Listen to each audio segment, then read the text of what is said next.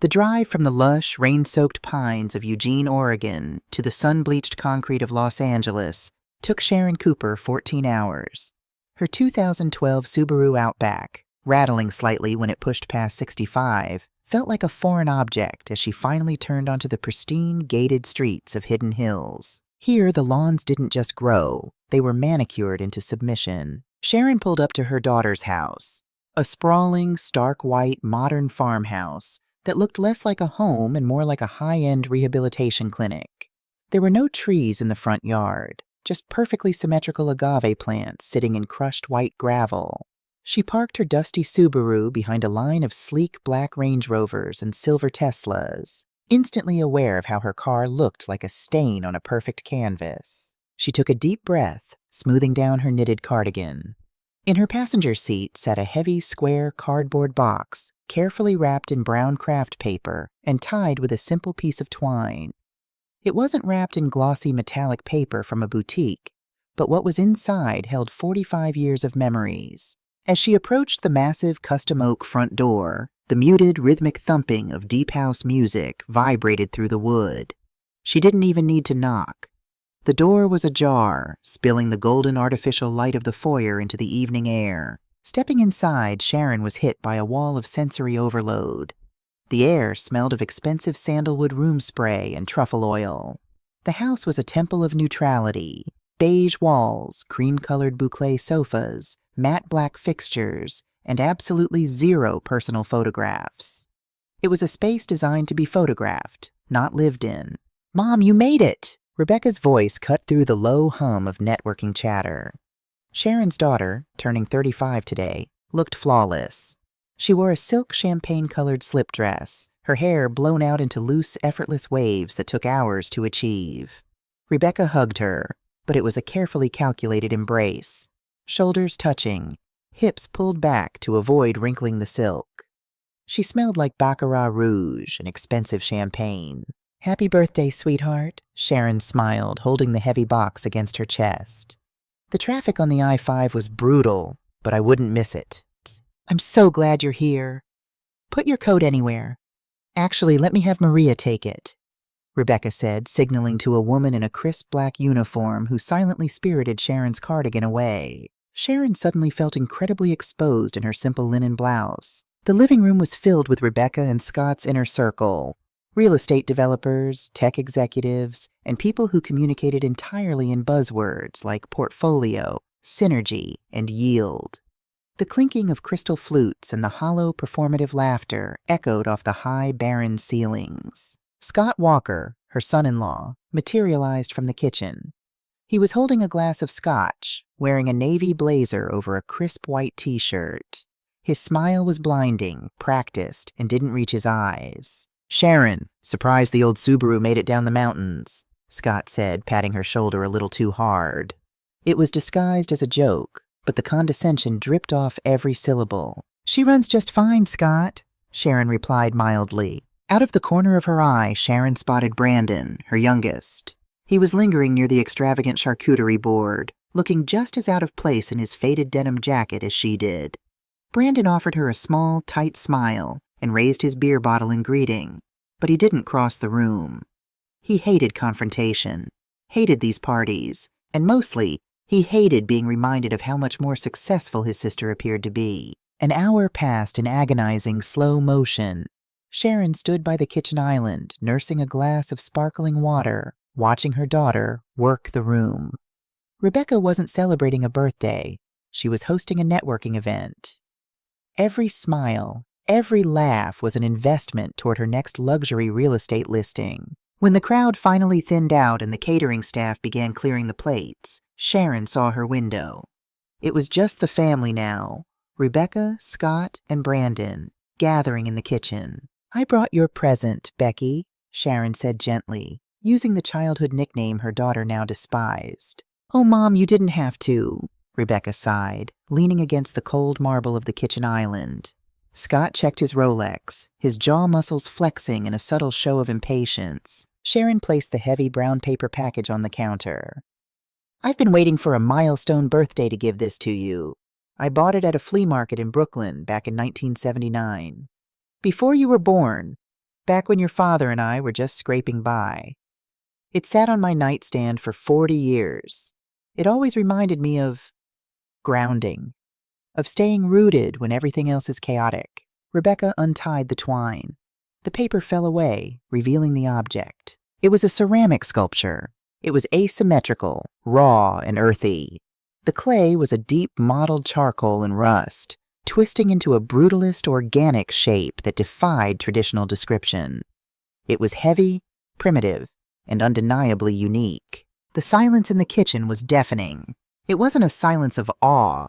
It was a silence of profound, uncomfortable calculation. Brandon shifted his weight, looking at his boots. Rebecca stared at the piece, her manicured fingers hovering over it as if it were radioactive. The smile she plastered on her face was the exact same one she used earlier when a guest spilled wine on the patio. Wow, Mom, it's very earthy. It's certainly a conversation starter, Scott chimed in, leaning over the counter. He didn't bother to hide the sneer. Is it a vase? An ashtray? Looks like something a high school art class would fire up. Scott, Brandon muttered, his voice weak. Don't be a jerk.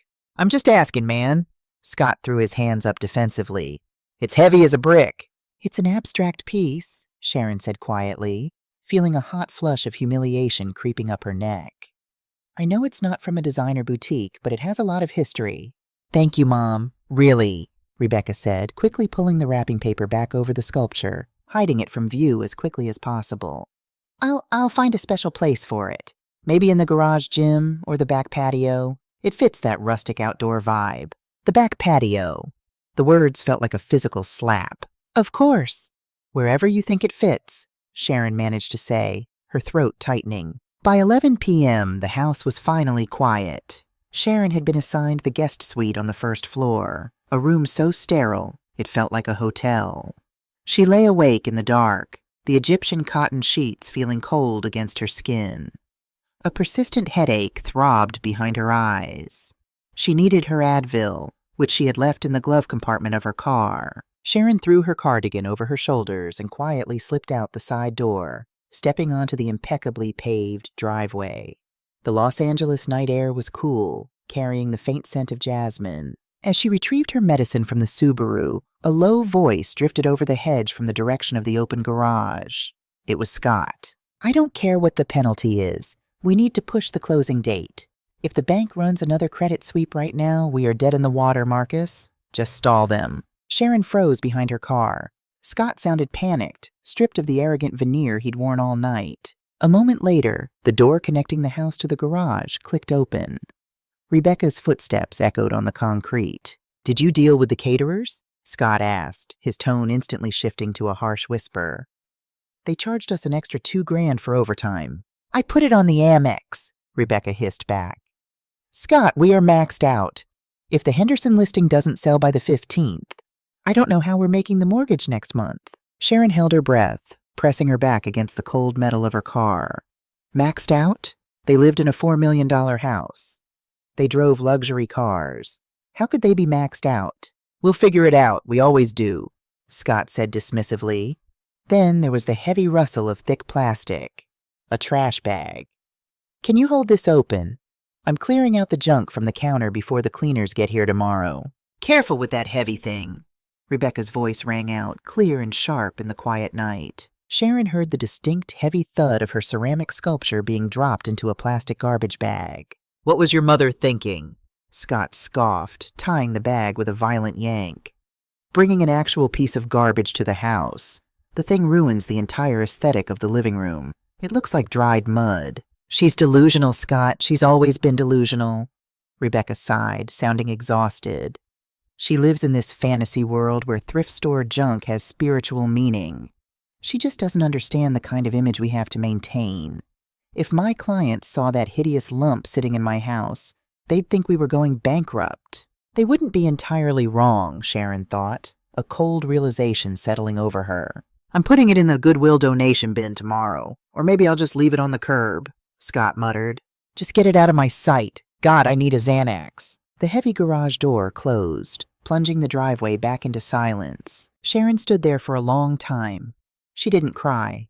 The pain in her chest was too deep, too hollow for tears. She thought about the little girl she used to take to art museums. She thought about the daughter she used to paint with on the kitchen floor. That girl was gone, replaced by a hollow shell of anxiety and brand names, married to a man who was drowning them both in debt just to look wealthy. Slowly, deliberately, Sharon walked over to the side of the garage where the trash bins were kept. She opened the lid of the black bin. Resting on top of empty champagne bottles and discarded catering trays was the heavy plastic bag. She untied it, reached her hands in, and pulled her ceramic sculpture out. It felt grounding against her palms. Solid. Real. The only real thing in this entire zip code. She walked back to its guest suite, packed her small duffel bag, and placed the sculpture gently into it. Then she took a piece of branded stationery from the nightstand and picked up a pen. Rebecca, I heard you and Scott in the garage. I'm sorry my gift burdened you and threatened the image you work so hard to project. I've taken the hideous lump back so you don't have to waste a trip to the curb. I hope the Henderson listing sells. Take care of yourself. Mom. She left the note perfectly centered on the kitchen island. By 2 a.m., the taillights of the old Subaru Outback were fading into the Los Angeles freeway, heading north, back to reality. 30 minutes into the drive, her phone buzzed on the dashboard. A text from Brandon. Hey, Mom, saw you left? Sorry about Scott tonight. He's just stressed with work. Drive safe. Sharon read the message at a red light. Brandon knew. He always knew, but he never stood up for her. He just smoothed things over, taking the path of least resistance. She locked her phone, tossed it into the passenger seat next to the sculpture, and drove into the dark. Tuyệt vời, chúng ta sẽ đi vào phần 2. Act 2. Vì phần này có rất nhiều diễn biến tâm lý phức tạp và các sự kiện lớn, từ việc khám phá ra bí mật đến phiên đấu giá căng thẳng. Tôi sẽ chia Act 2 làm 2 nửa để đảm bảo độ sâu của từng câu chữ.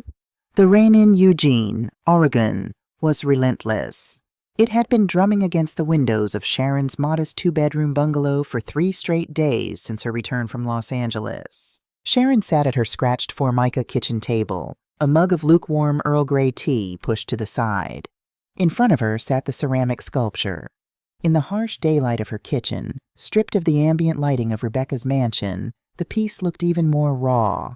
It was bruised, earthy, and unabashedly imperfect. She poured a little warm water into a plastic bowl, added a drop of Dawn dish soap, and picked up an old, soft-bristled toothbrush. It was a soothing ritual. As she gently scrubbed the dust out of the deep twisting crevices of the clay, her mind kept replaying the sharp, metallic sound of the sculpture hitting the bottom of Scott's garbage bag. It looks like dried mud. Scott's voice echoed in her head. Sharon swallowed hard and turned the heavy piece upside down to wipe the base. That was when she stopped. Her thumb grazed a texture that wasn't a natural imperfection of the clay. She grabbed her reading glasses from the counter and leaned in close. There, pressed deep into the unglazed bottom of the sculpture, was a small, perfectly squared chop mark. A seal. It looked like an intricate geometric combination of 2 interlocking shapes. Sharon's heart skipped a strange, erratic beat. She had taught high school art for 30 years. She knew the difference between a student's clumsy initials and a master's signature seal. She took a clear macro photograph of the seal with her phone and emailed it to Arthur Pendleton, a former colleague who now worked as a senior curator at the Portland Art Museum. Her phone rang less than 20 minutes later. Sharon. Arthur's voice was breathless, entirely lacking his usual academic drawl. Where on earth did you get this? A flea market in Brooklyn, 1979. Paid $50 for it. Why, Arthur? What is it? There was a heavy pause on the line. She could hear the rustle of papers, the clicking of a keyboard. Sharon, I need you to wrap that piece in bubble wrap, put it in a box, and drive up to Portland right now. If I'm looking at what I think I'm looking at, you have an undocumented Yuki Nakamura. The name hit Sharon like a physical force. Yuki Nakamura, the Japanese-American sculptor whose brutalist, organic ceramic works from the late 60s and 70s had recently become the holy grail of modern art collectors. Nakamura had destroyed most of her early works in a fit of depression before passing away in the 90s. The surviving pieces were fiercely guarded in private collections. Arthur, that's impossible. It's just a piece I liked. It's been sitting on my nightstand collecting dust. Sharon, Arthur said, his tone dead serious. Do not leave it in your car. Do not stop for coffee. Bring it to my office. The verification process took 3 agonizing weeks. Sotheby's auction house in New York had flown a specialist out to Oregon. They used ultraviolet light, thermal imaging, and cross-referenced the chemical composition of the clay with Nakamura's known kiln sites in upstate New York. When the final authentication certificate was printed, the Sotheby's representative, a sharp woman in a tailored Celine suit named Eleanor, sat across from Sharon at the kitchen table. The sculpture was now resting in a custom-built, climate-controlled pelican case. "Mrs. Cooper," Eleanor said, folding her manicured hands. Nakamura's Earthly Bindings series was thought to consist of only 12 pieces. Yours is the 13th. It is pristine. The market for mid-century female artists of color is exploding right now. We want this for our contemporary art evening sale next month. What kind of estimate are we talking about?" Sharon asked, her voice barely above a whisper. She thought about Rebecca's maxed-out credit cards. She thought about Brandon's endless struggles to pay his rent. Conservatively? Eleanor smiled a sharp professional smile. 800,000, but with the right bidding war in the room, it could easily break $1 million. Sharon felt the blood drain from her face. $1 million. The thing Rebecca had called a hideous lump. The thing Scott had tossed into a trash bag to make room for his catered hors d'oeuvres. The night of the auction, Sharon did not fly to New York. She couldn't stomach the thought of being in a room full of people who looked and sounded exactly like her son-in-law. Instead, she sat in her dark living room in Eugene, a knitted blanket over her lap, watching the Sotheby's private live stream on her iPad. The contrast was absurd. On her screen was a room dripping in wealth, men in bespoke tuxedos, women in designer gowns, banks of telephones manned by aggressive brokers in headsets. "Lot 42, the auctioneer, a tall, charismatic Brit, announced. The camera panned to the podium. There it was, her Brooklyn flea market find, rotating slowly under a halo of dramatic, perfect gallery lighting. It looked magnificent. It looked like history. An exceptional, recently rediscovered masterpiece by Yuki Nakamura, untitled, from the Earthly Bindings series. We opened the bidding at $600,000. Sharon stopped breathing. 600, thank you. Do I hear 650? 650 in the room. 700,000 to the lady in the front. The numbers climbed with terrifying speed. The auctioneer's rhythm was a hypnotic, percussive beat that completely detached the money from reality. It wasn't money anymore. It was just a game of egos. 800,000 on the phones. 850. 900. 1 million. A collective murmur rippled through the auction room on the screen. Sharon's hands gripped the edge of her iPad so hard her knuckles turned white. 1,100,000. The bid is against you in the room, sir. At 1,200,000. The bidding war had narrowed down to an aggressive buyer in the front row and a mysterious bidder on the phone in Hong Kong. It was a tennis match of staggering wealth. 1.3, 1.4, 1.5 million. The bid is on the telephone. Silence fell over the room. The auctioneer leaned forward, his gavel raised. Fair warning at $1,500,000. Are we all done? Smack. The gavel hit the wood. Sold for $1.5 million. The screen faded to the Sotheby's logo. Sharon sat in her quiet, dark house, listening to the rain against the roof. $1.5 million. After the auction house fees and taxes, she would net roughly $900,000. It was more money than she had made in her entire 30-year teaching career combined. She slowly opened the banking app on her phone. Her checking account balance stared back at her. $2,412. Beside it, a notification popped up on her screen. It was a text message. For a split second, her heart leaped. Maybe Rebecca had finally called. Maybe she had found the note, felt a pang of guilt, and was reaching out. Sharon opened the message. It wasn't from Rebecca. It was from Brandon. Hey, Mom. I'm really sorry to ask this. I feel like a loser. But my roommate moved out without paying his half, and I'm short on rent this month. Can you spot me $800? I swear I'll pay you back when my gig at the studio pays out. Sharon stared at the text. Brandon. Sweet, non-confrontational, perpetually struggling Brandon. The boy who had stood in that sterile kitchen in Los Angeles and quietly told Scott not to be a jerk, but hadn't had the courage to actually defend her or her gift. She thought about Rebecca's $4 million house and the suffocating arrogance that filled it. Rebecca didn't need a mother. She needed a brand ambassador. Scott didn't respect her. He saw her as a peasant who drove a dusty Subaru. They had literally thrown her love into the garbage. A cold, unfamiliar feeling settled in Sharon's chest. It wasn't just hurt anymore. It was resentment. A quiet, calculated resentment. She looked at Brandon's text again. He was weak, yes. He was an enabler to his sister's toxic behavior, but he had never looked at her with disgust. Sharon typed a reply to Brandon. I'll transfer the $800 right now, but pack a bag and come up to Oregon this weekend. We need to talk. And Brandon, do not tell your sister you're coming. She hit send. The line was drawn. She wasn't just going to help Brandon, she was going to change his life. And she was going to make absolutely certain that Rebecca and Scott never saw a single dime of the Nakamura money. Scott's own world was collapsing in a spectacular slow-motion avalanche of margin calls and past due notices. He was quietly liquidating his luxury watch collection just to keep the landscaping crew paid at the Hidden Hills house. So when Brandon, a guy who had spent the last 5 years dodging calls from debt collectors, suddenly paid off an $80,000 credit card balance and moved into a sleek, cash-bought $400,000 condo in Silver Lake, Scott's radar went off like a siren. It didn't take much to crack Brandon. It just took 3 glasses of Macallan 18 at a dimly lit overpriced speakeasy in West Hollywood.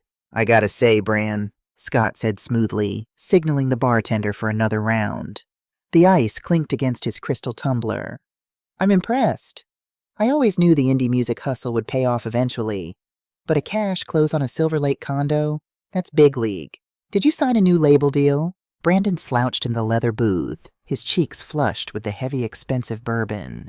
He was a lightweight, both in alcohol tolerance and in keeping secrets. Nah, man, he slurred slightly, waving his hand. No label. It was an investment payout. An investment? Scott leaned in, his eyes narrowing, though his smile remained perfectly warm and brotherly. You? I didn't know you had capital in the market.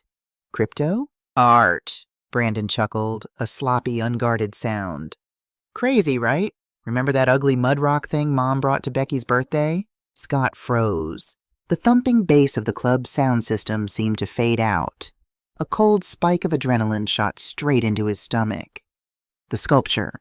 The one she took back. Yeah, that one. Brandon took a long sip of his drink, oblivious to the sudden, terrifying stillness in his brother-in-law. Turns out it wasn't flea market junk. It was by some dead Japanese-American genius. Sotheby's auctioned it last month in New York. Scott's throat went dry. Sotheby's, how much? Brandon leaned across the table, his breath reeking of liquor, and whispered like a schoolboy sharing a secret.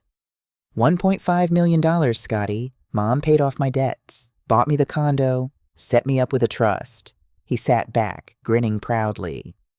Just don't tell Becky, okay? Mom made me swear. You know how Becky gets. Scott didn't hear the rest. The walls of the speakeasy seemed to tilt.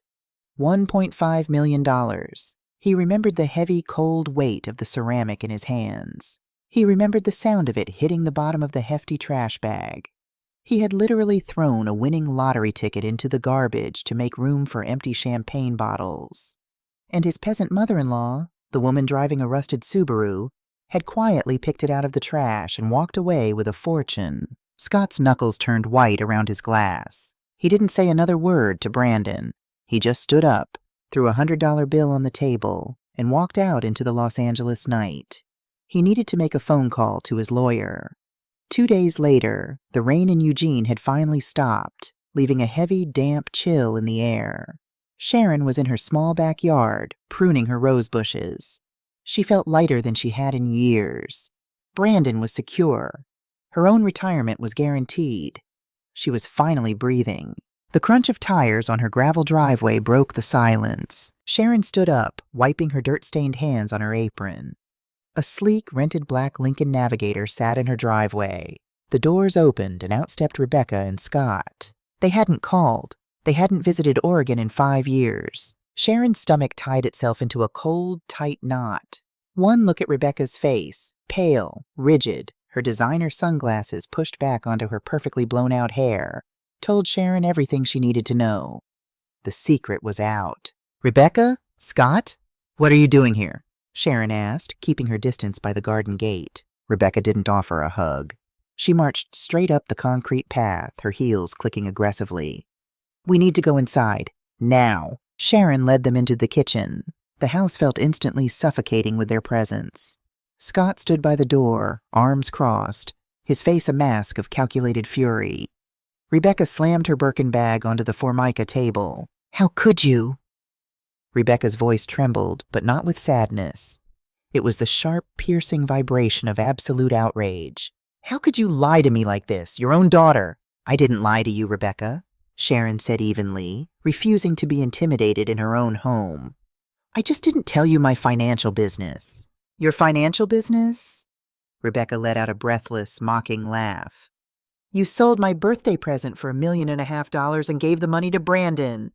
You bought him a house while I am drowning in debt, Mom. We are facing foreclosure, and you're playing favorites with a fortune that belonged to me. It didn't belong to you, Sharon's voice hardened. I offered it to you. You rejected it.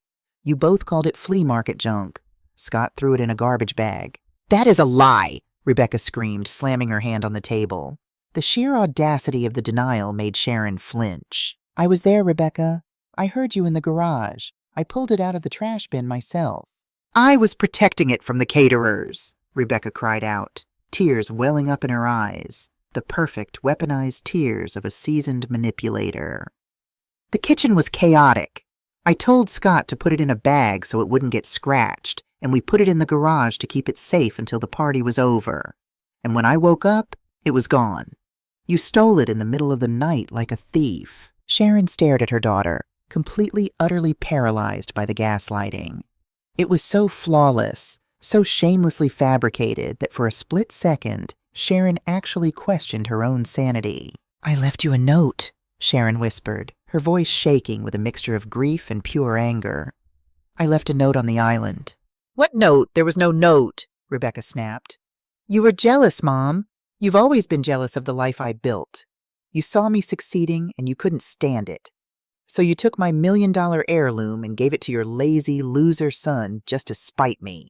It wasn't a $1 million heirloom when you threw it away, Sharon fired back, stepping forward. It was dried mud. Those were your exact words, Scott. Don't stand there and pretend you valued it. Scott finally uncrossed his arms. He stepped into the light of the kitchen, his face cold and corporate. He wasn't acting emotional like his wife. He was executing a transaction. What we valued it at is irrelevant, Sharon, Scott said, his voice terrifyingly calm. The law doesn't care about your hurt feelings. The law cares about possession and intent. He reached into his tailored blazer and pulled out a thick, legal-sized manila envelope. He tossed it onto the kitchen table. It landed with a heavy, sickening thud next to Sharon's teacup. What is this? Sharon asked, not making a move to touch it. That is a civil subpoena, Scott said smoothly. We are suing you for conversion of property and breach of fiduciary duty. When you placed that sculpture on our kitchen island and said, I brought your present, Becky, that constituted a completed inter vivos gift under California law. You transferred title. The moment you walked out of that house with it, you committed theft. The room spun. The air in the kitchen felt too thin to breathe. Sharon looked from the manila envelope to the cold, merciless eyes of her son-in-law, and finally to her daughter. Rebecca was dabbing her eyes with a tissue, playing the tragic victim to perfection. I didn't want to do this, Mom, I really didn't. But you forced my hand. We are losing our home. You watched me struggle while you bought Brandon a penthouse. You broke this family, not me. You want to sue your own mother? Sharon whispered. The betrayal ran so deep, it felt like a physical blade scraping against her ribs. For money from a piece of art you despised? I want what is legally mine, Rebecca said, her voice dropping the emotional tremor, revealing the cold steel underneath. My lawyers will be requesting a freeze on your bank accounts by tomorrow morning. If you want to avoid a public, humiliating trial, I suggest you transfer $750,000 into our joint account by Friday. Consider it a settlement. Scott put his hand on his wife's lower back, a gesture of faux protective solidarity. Think carefully, Sharon. You don't have the legal resources to fight us. We'll drain what's left of your auction money just in attorney fees. Do the right thing." They didn't wait for her to answer. They turned and walked out of the kitchen. Sharon stood frozen, listening to the heavy doors of the Lincoln Navigator slam shut. As the SUV backed out of her driveway, she finally reached out with trembling hands and opened the manila envelope. There it was, printed in stark black ink on legal paper. Rebecca Cooper Walker versus Sharon Cooper. Demand for restitution. $1,500,000 US. They weren't just coming for a share. They were coming for all of it.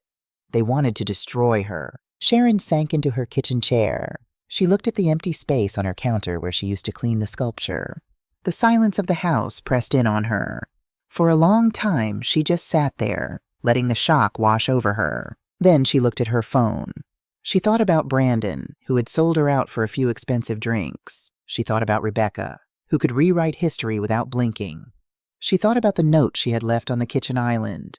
The note Rebecca claimed never existed. Sharon slowly reached for her phone, opening her photo gallery.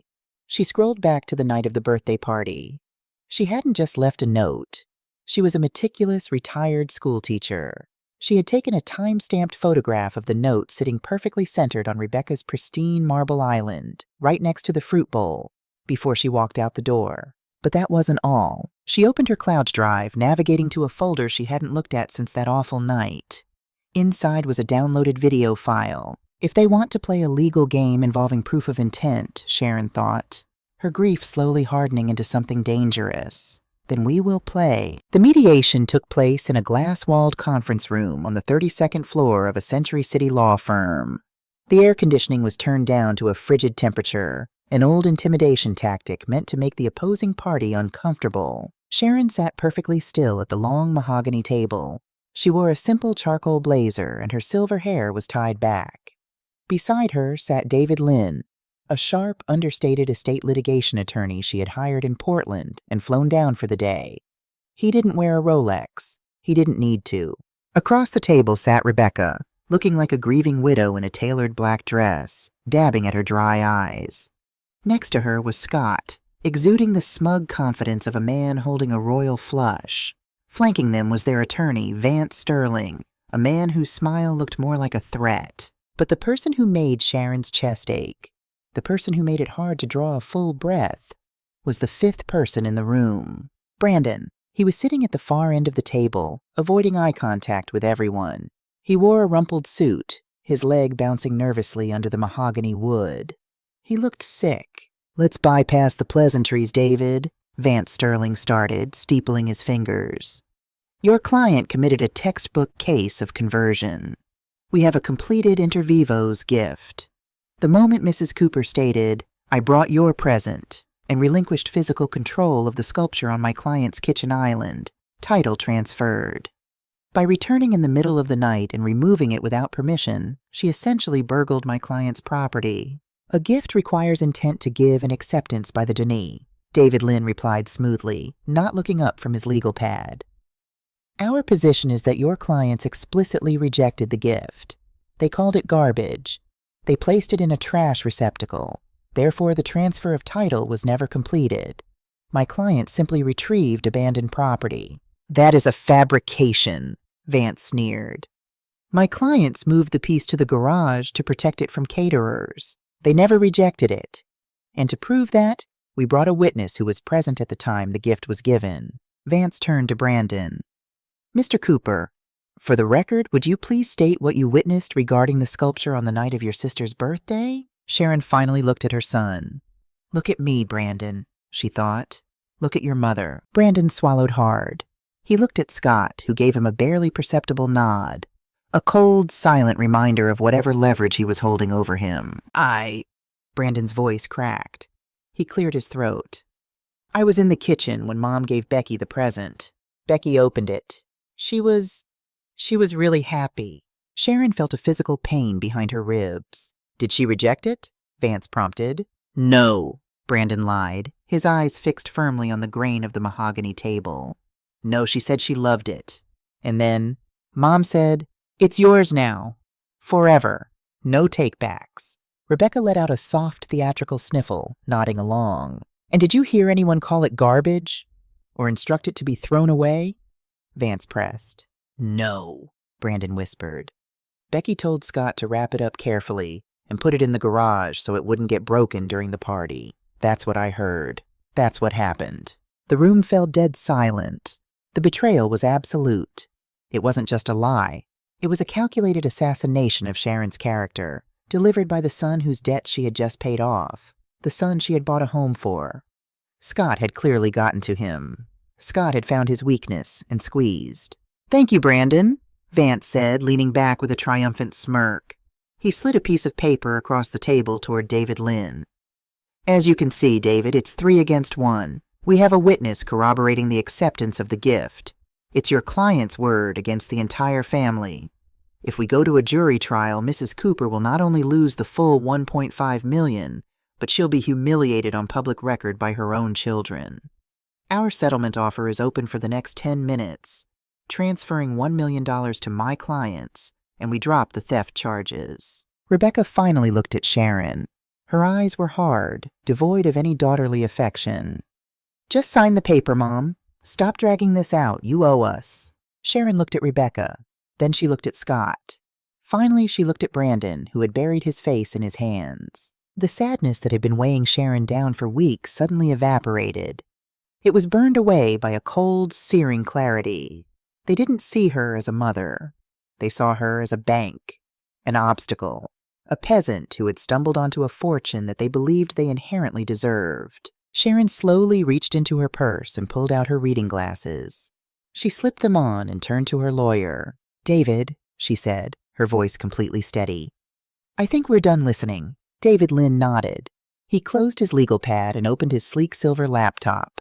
"Mr. Sterling," David said, his tone shifting from polite to surgical.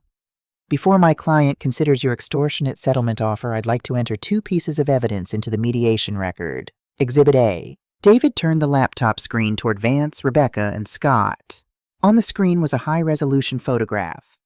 It showed the pristine marble island of Rebecca's kitchen. Right in the center, next to a bowl of lemons, was a handwritten note on Rebecca's own custom stationery. "This photograph was taken by my client at 1:45 a.m. on the night in question," David explained. "The metadata, which has been independently verified, confirms the exact time and location. The note clearly states my client's reason for taking the sculpture back, specifically that she overheard your clients calling it a hideous lump and discarding it." Rebecca's face paled. She must have faked that. She wrote it, took a picture, and took the note with her." "A creative theory," David said without missing a beat. "Which brings us to Exhibit B." David minimized the photo and opened a video file. "Your clients live in a gated community, Vance. They have a state-of-the-art Ring floodlight cam covering their entire driveway and garage. What they seemingly forgot is that 5 years ago, when they went on vacation to Cabo, they added my client as a shared user on their Ring account so she could check on their dogs. They never revoked her access." Scott's arrogant smirk vanished instantly. The color drained from his face so fast he looked physically ill. "When motion was detected in the garage at 1:15 a.m., my client received an automatic notification on her phone," David continued, his voice echoing in the quiet room. "She downloaded the clip to the cloud immediately. The audio is crystal clear." David pressed play. The laptop speakers crackled to life. On the screen, the garage door was open. Scott and Rebecca stood next to the trash bins. It wasn't Sharon's memory anymore. It was an undeniable digital reality. "What was your mother thinking?" Scott's voice rang out from the computer, venomous and clear. "Bringing an actual piece of garbage to the house. The thing ruins the entire aesthetic of the living room. It looks like dried mud."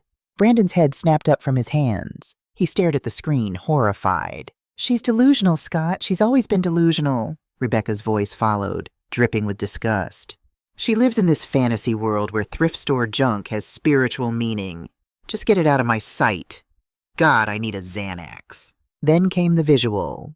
Clear as day in the infrared night vision footage, Scott shoved the heavy, jagged ceramic sculpture into a black plastic hefty bag and tossed it violently onto a pile of trash. David paused the video. The silence in the conference room was absolute, heavy, and suffocating. Vance Sterling, the aggressive bulldog attorney, was staring at his clients with a look of profound, furious realization. He had been lied to. His entire case was built on a foundation of easily disprovable perjury. As you can see, Vance, David said quietly, not only was the gift explicitly rejected and discarded like literal trash, but your clients just coerced a witness into committing perjury in front of an attorney. If this goes to a judge, I won't just win the civil case. I will file for sanctions against your firm, and I will hand this recording over to the district attorney for witness tampering and perjury. Scott, Rebecca whispered, her hands shaking uncontrollably as she looked at her husband. You said there were no cameras inside the garage. Shut up, Rebecca, Scott hissed, his corporate mask completely shattered, revealing the desperate, cornered animal underneath. Oh, the video isn't finished, David said, his finger hovering over the trackpad. Because after Rebecca went inside to take her Xanax, Scott stayed in the garage to make a phone call. David pressed play again. On the screen, Scott pulled out his phone, pacing the driveway. Marcus, it's me, the digital Scott said, his voice frantic. I don't care what the penalty is. We need to push the closing date. If the bank runs another credit sweep right now, we are dead in the water. I just took out a second mortgage on the Hidden Hills house using Rebecca's forged signature. If she finds out before the Henderson Commission clears, I'm going to jail. Just stall them. David closed the laptop with a sharp snap. The sound was like a gunshot in the freezing room. Rebecca stopped breathing. She turned to Scott, her perfectly manicured facade cracking into a million pieces. A second mortgage? She choked out, her voice barely a whisper. You forged my signature? Scott, what did you do? Scott didn't look at her. He was staring at the table, his chest heaving, his hands gripping the arms of his chair so tightly they were trembling. He had tried to steal $1 million from his mother-in-law to cover his own criminal fraud, and he had just been exposed on tape. Brandon looked like he was going to vomit. He looked at Sharon, his eyes wide with a mixture of terror and overwhelming shame. Mom, I didn't know.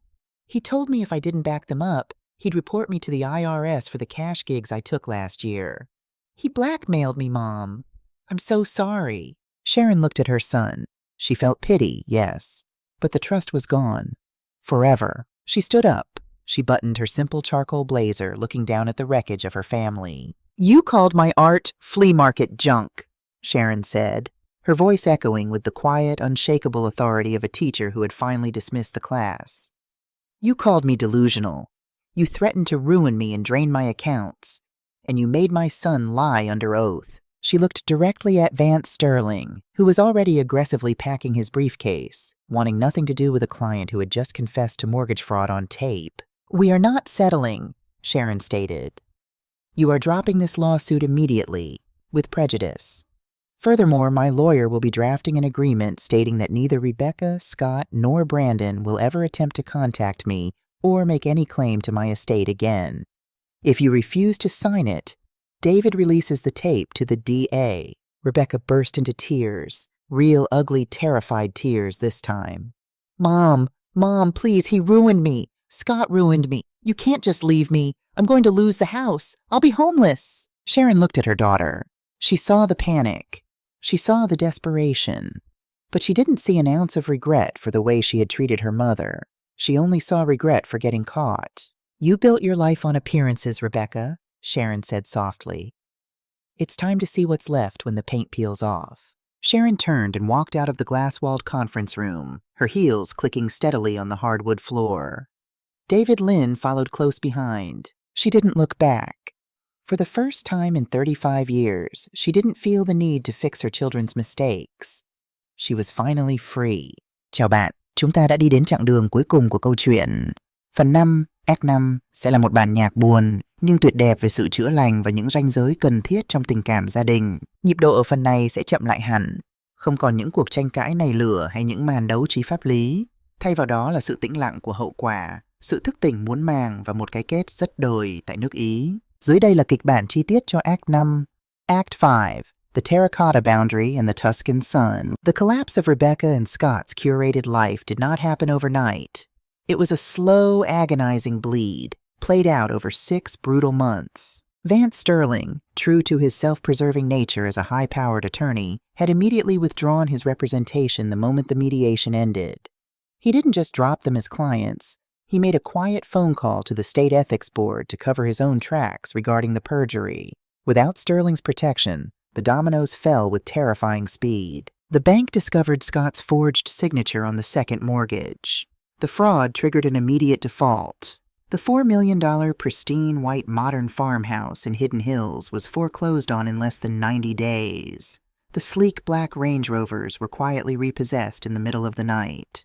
Scott, facing federal wire fraud and forgery charges, took a plea deal that stripped him of his financial consulting license permanently and handed him a 3-year sentence in a minimum security facility. Rebecca filed for divorce the day he was indicted. But the damage was done.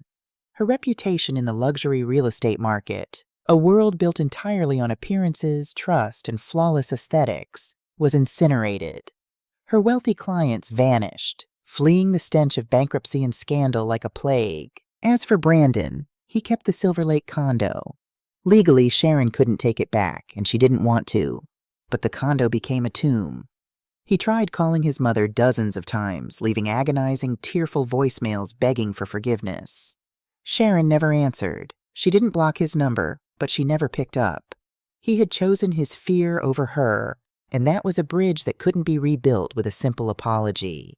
He had a paid-off house, but he had lost his family. Sharon saw Rebecca one last time before she left the country. They met at a nondescript faded diner off the I-5 freeway, halfway between Los Angeles and Oregon. It was neutral ground. Smelling of burnt filter coffee and old frying oil, it was the exact kind of place the old Rebecca would have refused to step foot in. When Rebecca walked through the glass door, the physical transformation was jarring. The silk slip dresses and the flawless blowout were gone. She wore an oversized, faded university sweatshirt and plain jeans. Her hair was pulled back into a messy, unstyled knot. The perfectly manicured nails were chipped. But it was her eyes that struck Sharon the most. They were hollow, exhausted, stripped entirely of the arrogant, hyper-focused energy that used to define her. She looked like a woman who had spent 6 months running from a tidal wave, only to realize she was already underwater. Rebecca slid into the vinyl booth across from her mother. She didn't order anything. She just wrapped her hands around the cheap paper napkin on the table, tearing it into tiny strips. "Hi, Mom," she whispered. Her voice was raspy, broken. "Hello, Rebecca," Sharon said. Her tone wasn't cold, but it wasn't warm either. It was the calm, steady voice of a survivor. "I moved the girls into a 2-bedroom apartment in Encino," Rebecca said, staring at the torn napkin. "I got a job working the front desk at a dental clinic. It barely covers the rent. The legal fees from the divorce. They wiped out whatever was left of my savings." Sharon took a slow sip of her black tea. She didn't offer a lifeline. She didn't offer a platitude. She just listened. "I'm sorry," Rebecca choked out, the tears finally spilling over her eyelashes, cutting tracks through her makeup-free face. "I am so sorry, Mom.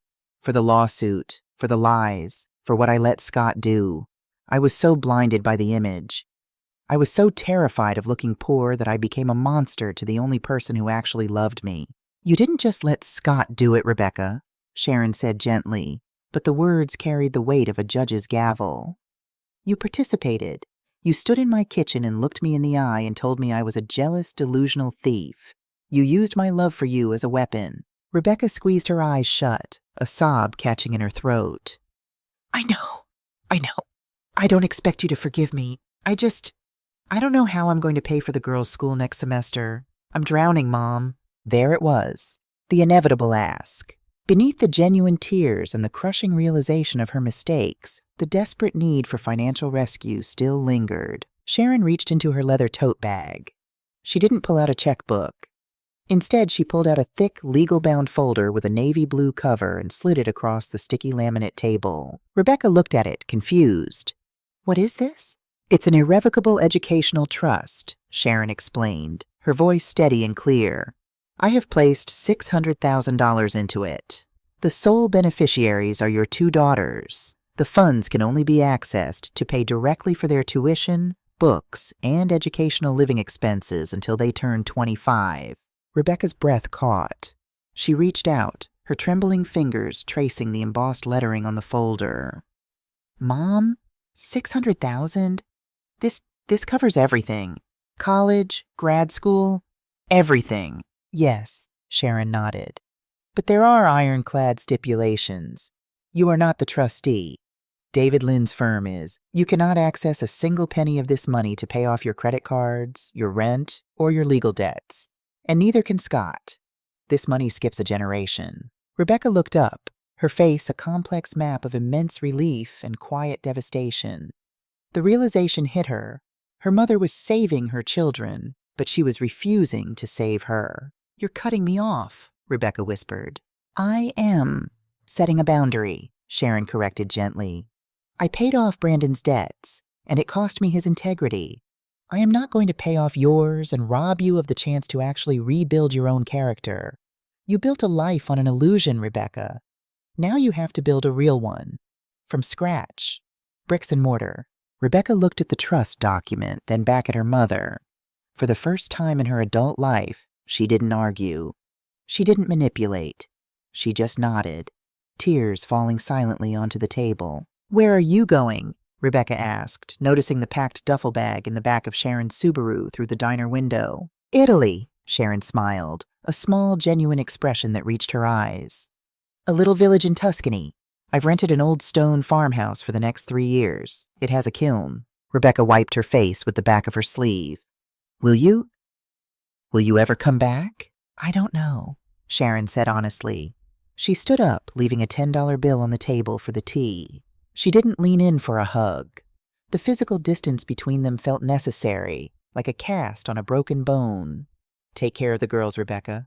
Take care of yourself." Sharon walked out of the diner, the bell above the door chiming lightly in the afternoon air. A year later, the Tuscan sun was a thick golden syrup that poured over the rolling hills of Valdorcia. Sharon Cooper sat on the terracotta patio of her farmhouse, her hands coated in a fine layer of gray, wet clay. The air smelled of wild rosemary and baking bread. There were no ring cameras here, no sleek black SUVs, just the endless, quiet rhythm of the olive trees swaying in the wind. She was working on a new sculpture. It wasn't as complex as a Yuki Nakamura, but it was hers. It was raw, asymmetrical, and entirely free from the burden of needing to be perfect. Her phone buzzed on the rustic wooden table beside her. It was a rare sound. Sharon wiped her hands on a damp towel and picked up the device. It was a text message from Rebecca. It wasn't a plea for money. It wasn't a complaint about her difficult life. It was a photograph. The picture showed the bare, slightly scuffed wall of Rebecca's small apartment in Encino. Taped to the center of the wall was a finger painting done by her youngest daughter. It was a chaotic, vibrant explosion of blue and yellow paint, messy and entirely uncurated. Beneath the photo was a short text message. "We went to a free community art class today. Maya made this. It doesn't match the furniture, and the colors are a complete mess. I think it's the most beautiful thing I've ever seen. I miss you, Mom." Sharon sat in the quiet Italian sun, looking at the bright, messy finger painting on the screen. She thought about the heavy ceramic sculpture sitting in a glass case somewhere in a billionaire's penthouse, and she thought about the piece of paper taped to a cheap apartment wall. She didn't call Rebecca immediately. Healing a wound that deep couldn't be rushed. It needed air. It needed time to scar over. But for the first time in a very long time, the heavy weight in Sharon's chest lifted entirely. She tapped the screen, leaving the message on read. Then she slowly typed 2 words. "It is." She hit send, put the phone face down on the table, and went back to the clay. The earth felt cool and forgiving beneath her fingers, ready to be shaped into something new.